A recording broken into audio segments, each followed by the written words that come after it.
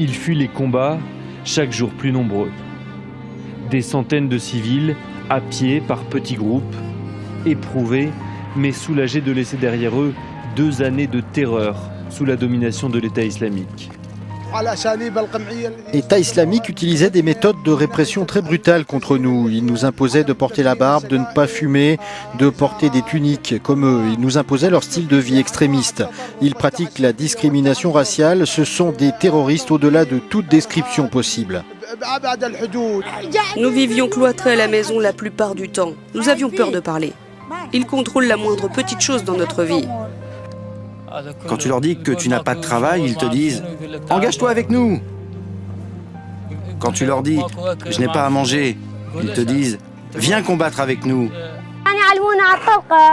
Il nous enseignait les munitions, les façons de massacrer, de tuer, dit ce garçon qui a connu l'école sous l'État islamique.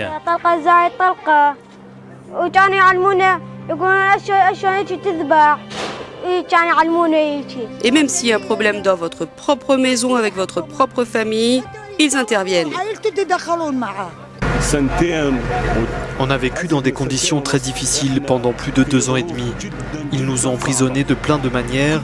Ils ont coupé nos téléphones, détruit nos télés et nos antennes paraboliques. Notre internet a été déconnecté. On a été coupé du reste du monde. Les civils qui sont parvenus à s'enfuir ont échappé à de possibles exécutions infligées par Daesh. Et derrière eux, ce sont des milliers de personnes qui restent sous le contrôle de l'organisation terroriste installée à Mossoul, du moins pour le moment.